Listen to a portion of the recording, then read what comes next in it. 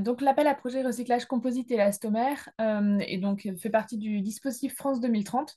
Donc, c'est un appel à projet qui prend le relais de Ormat sur la partie plastique, donc pour les projets de plus de 2 millions d'euros.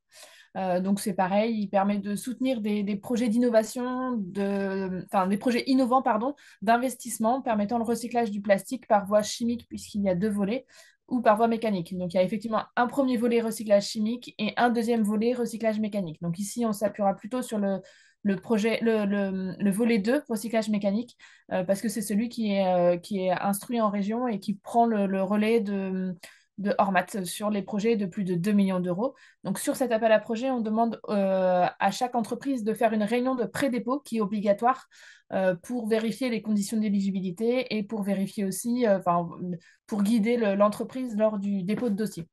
Donc, c'était aussi un appel à projet. Donc, la prochaine relève a lieu la prochaine et dernière relève pour l'instant a lieu le 29 avril 2024. C'est un appel à projet qui est piloté par le ministère, enfin, avec le ministère. Donc, c'est pour ça qu'on a des dates de relève enfin, au fur et à mesure et que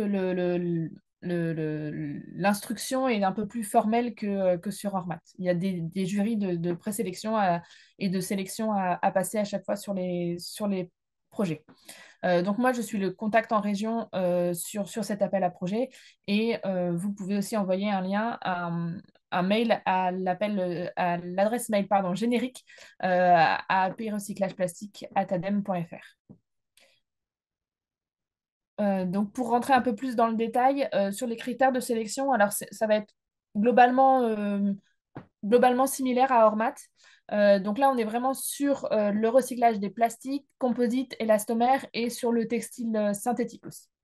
Donc sont éligibles sur la partie préparation les étapes de tri, surtri et purification des déchets plastiques lorsqu'ils permettent d'augmenter la qualité ou la quantité des flux avant la régénération des MPR.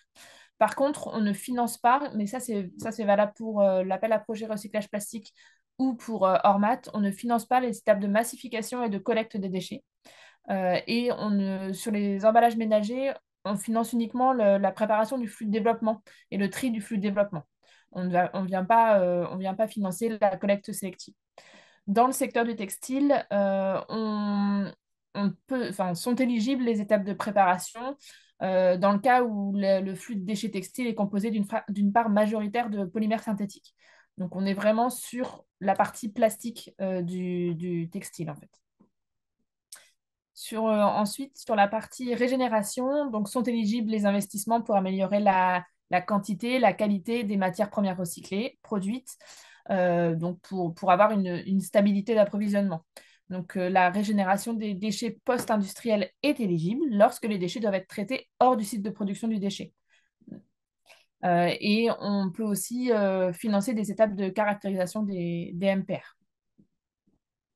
En ce qui concerne l'incorporation de MPR, on peut financer des investissements qui permettent une substitution de matière plastique vierge grâce à une première incorporation ou à l'augmentation du taux de MPR. Donc, on vient substituer de la matière vierge par de la matière recyclée.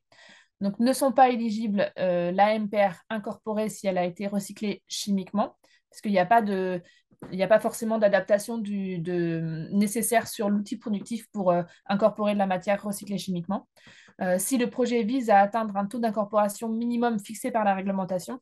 Donc ça, Moïse l'a dit tout à l'heure, c'est la même chose dans Ormat, on ne financera pas quelque chose pour se mettre en accord avec la réglementation. L'incorporation dans un emballage ménager soumis à un malus ou à un emballage à usage unique non recyclable. Donc là, pareil que pour Ormat, on fait bien attention aux critères de recyclabilité du produit dans lequel on incorpore de la matière recyclée. Et le cas des chutes générées et incorporées en interne, donc on ne financera pas les projets de recyclage de chutes internes uniquement pour les petites entreprises dont les chutes n'ont pas d'autres moyens de traitement que le stockage. Ensuite, sur les conditions d'aide, donc là, les taux d'aide maximum aussi sont de 55% pour une petite entreprise jusqu'à 35% pour les grandes entreprises, sachant que dans cet appel à projet, on prend aussi en compte les zones AFR. Donc, on peut avoir un bonus de 5% du taux d'aide si on est en zone AFR. Et le versement du solde sera conditionné à l'atteinte de performances environnementales qui sont mesurés par des indicateurs qui sont définis lors de la phase d'instruction. Et donc ça, c'est vrai pour l'appel à projet recyclage plastique et pour les gros projets de plus de 200 000 euros d'aide de l'appel à projet Ormat. Et je repasse la parole à Moïse.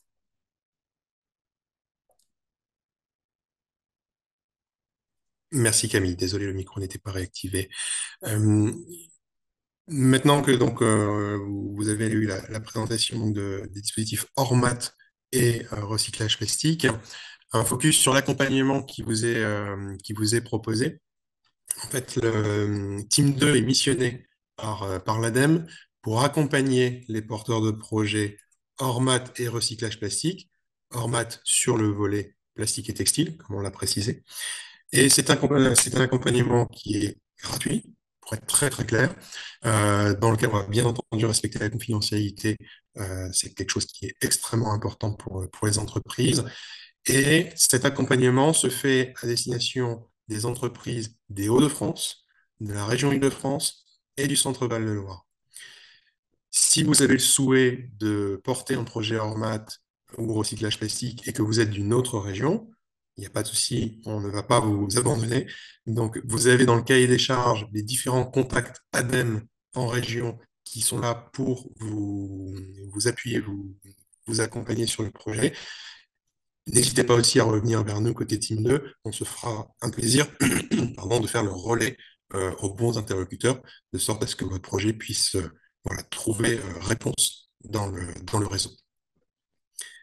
Concrètement, cet accompagnement va se traduire par un premier contact suite au webinaire pour identifier les projets, prendre connaissance de votre projet, identifier si effectivement ça correspond à Aromat ou recyclage plastique, et si ce n'est pas le cas, bah, vous orienter vers le bon guichet. Venir vous voir, et chez Team 2, on aime bien venir voir concrètement les choses sur le terrain pour pouvoir qualifier le projet, voir les aspects d'éligibilité, voilà, sur différents éléments de manière assez simple, voir ensemble les différentes actions que vous envisagez, et voilà, on va analyser tout ça ensemble, et puis on va regarder les compétences qui seraient nécessaires éventuellement à la réalisation du projet. Il nous arrive d'être sollicité par une entreprise qui n'a pas forcément connaissance de centres techniques, de bureaux d'études ou autres. Voilà, Team 2 a un réseau accessible aussi et peut faciliter les éléments, s'assurer qu'on a une bonne adéquation entre les objectifs, les ressources, le programme de travail, et puis là, évidemment le cahier des charges, que vous êtes bien en réponse à l'appel à projet de l'ADEME. On va suivre ensemble la construction de la réponse. On va pouvoir relire les éléments à soumettre, rédiger le cas échéant des éléments de votre dossier technique, vérifier. L'objectif, c'est que le dossier soit le plus propre possible et faciliter clairement, c'est l'état d'esprit Team 2, le travail d'instruction auprès des interlocuteurs de l'ADEME, de sorte à ce que côté ADEME, le projet soit bien instruit sur le fond et qui ne soit pas pollué par des questions de forme qui sont très faciles à déminer dès le départ. Voilà. Vos contacts, donc Thomas Laurent, notre chargé d'affaires matériaux organiques chez Team 2. Donc vous pouvez le contacter par email et je rajouterai le numéro, mes excuses Thomas. Et donc moi-même, directeur adjoint de Team 2, vous avez aussi mon adresse mail et mon numéro de téléphone pour prendre contact.